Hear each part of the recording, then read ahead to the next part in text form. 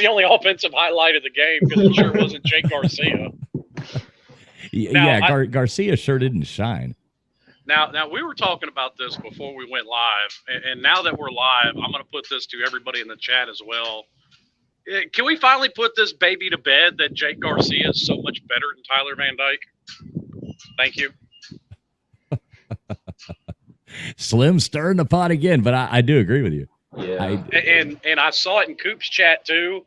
The Ja'Curry Brown's already starting. He was 0 for 3, so let's not even get that train rolling. Also, he literally threw the ball into the dirt on one play. Killing worms. Yeah.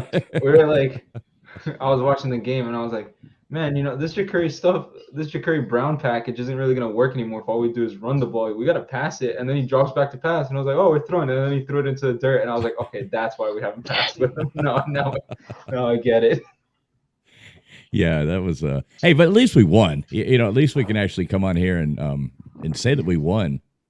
And it was, like you said, at some point, I just want it to end. I was sitting there watching the end. I'm like, geez whiz, just come on. Something happened. 2 yards. Also, 2 yards. Can we just talk about how every field goal just looked like it went wide left or like completely wide right? Like, I was looking at every field and I was like, what is up with the Virginia stadium or like the angles they have set up where these field goals just look like they're completely missing? But yeah, I didn't think they were going to make it. The refs have their hands up and I'm just like, wait, that went in?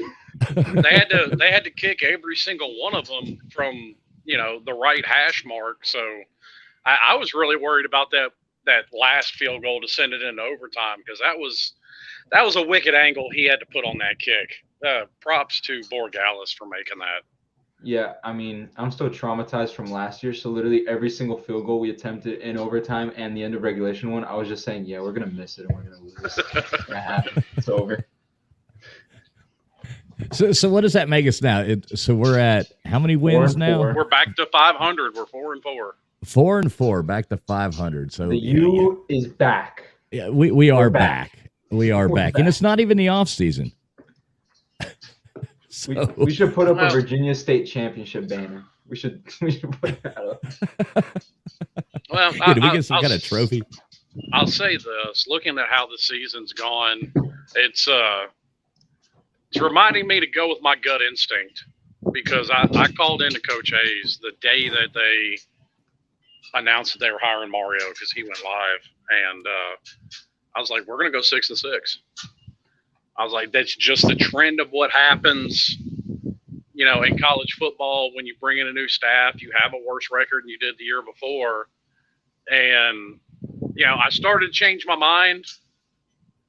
That was a mistake. I mean, it just, it just proves go with your gut instinct. I know at this point, 6-6 is looking good, man.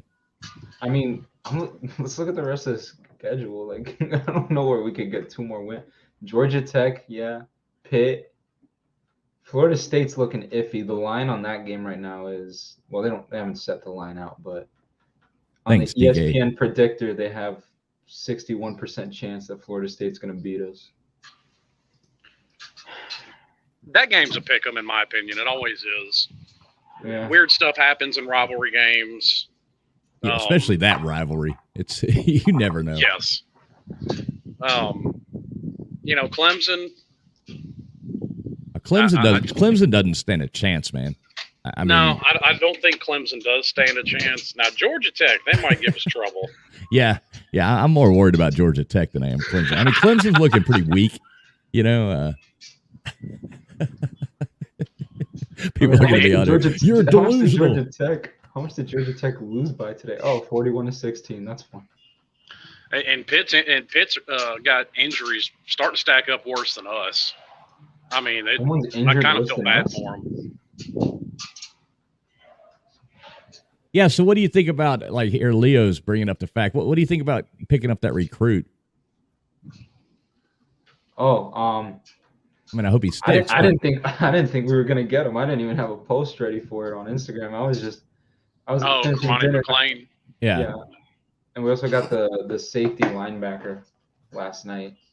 Yeah, nobody expected that, and I like the the Florida fans going around stomping their feet and crying about it, like, "Oh, you not." It's hilarious. Can I read you something? Oh, sure. Let's hear it. So, young, dark-skinned Florida Gators fan on Twitter. I posted this on my Instagram. He tweeted out, Lagway drops back to pass, fakes a swing route to Webb, has a man deep. Mizzle has a step on McClain. It's caught. Touchdown Florida. Gators go up 24-3 before the half against their mediocre rival Miami in Napier and Cristobal's first matchup in the series. They're so depressed they're writing fan fiction about whooping our ass. That's all I'm going to say. Yeah, that's pretty sad. This dude went on Twitter, opened up his drafts, wrote this out, and said, "Yeah, this will go over well," and just tweeted it out. It's like that guy you look at when you're out, and you're like, "Did you look in the mirror before you left the house, or did you really decide to wear this?" Like, oh man. I mean, as far as us getting McClain, I mean, that's the kind of thing I expected out of Cristobal coming in.